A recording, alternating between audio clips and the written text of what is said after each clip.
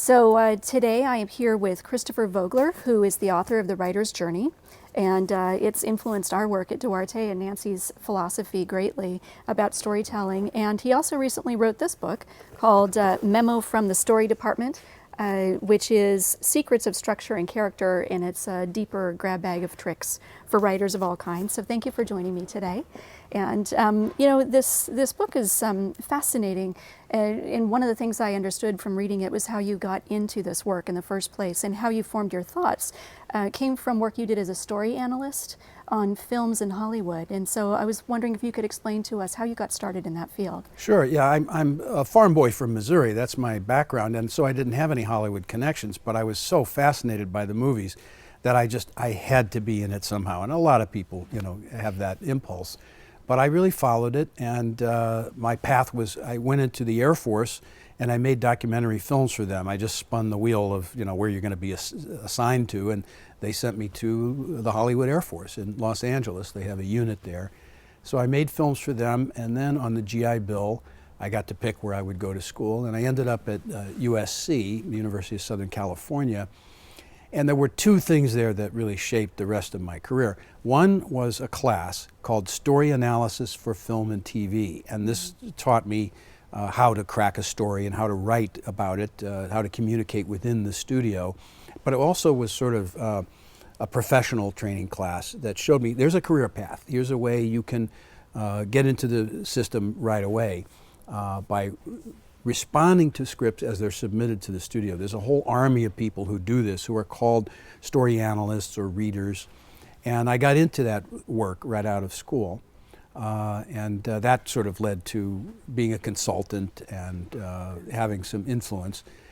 But the other thing at film school was I encountered the work of this man, Joseph Campbell, who had been a scholar, an American scholar of world mythology. And he compared all of the myths of the world and said, in effect, there's one story. It's the human story.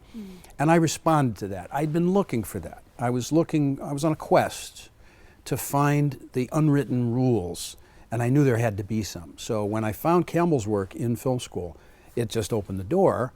And it was like I had found maybe a knuckle bone and a tooth of this dinosaur, and he had the whole skeleton laid out. So it was just a huge gift that gave me all of those unwritten rules. And though he was talking about ancient myths, it also had very clear implications for modern storytelling. And I thought, look, this is just something useful.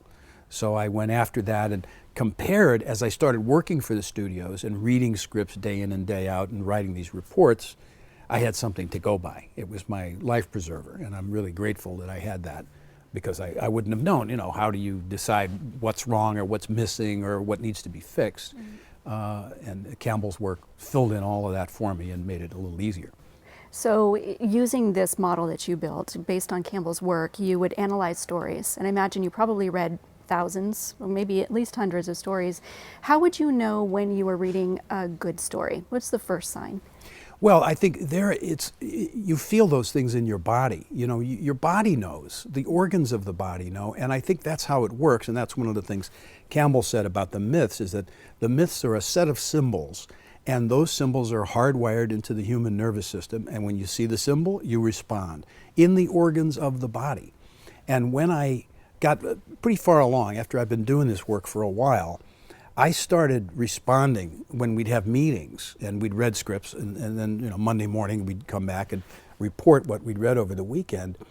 Other people would say, oh, I like the story, or it's commercial, or I think we could cast this or that person. I would say, it hit me here and it hit me here. I'd point to the organs of my body that had been affected.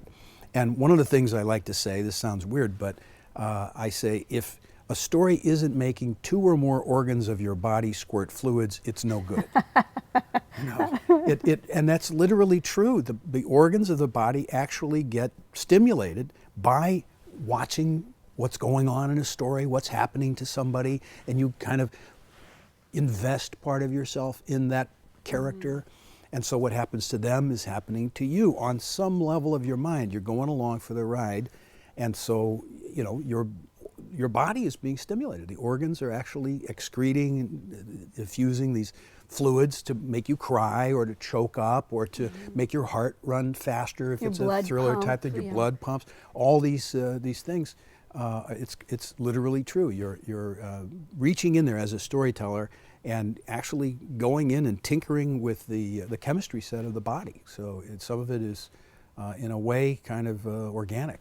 Because ultimately that storyteller wants to move the audience to feel something in their hearts and their bodies, at the very least to be entertained, perhaps to have their mind changed. Well, I would say much more than the least. I think that's a fundamental contract with the audience, is that you have to entertain them, which means hold their attention with something and give them also a metaphor for their own lives. People are profoundly self-centered, and they want to feel that story is about them somehow. If it's not about me, I don't really care, you know, because that's the way we're wired. And we're always looking for clues from the story about our own lives.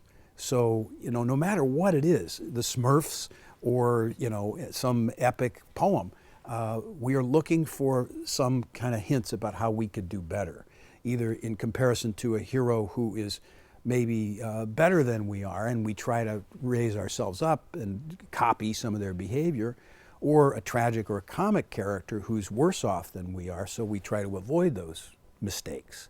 But one way or another, there's this very strong desire to compare your behavior or your performance with that of the characters in the story, and then try to adjust yours in reaction to that.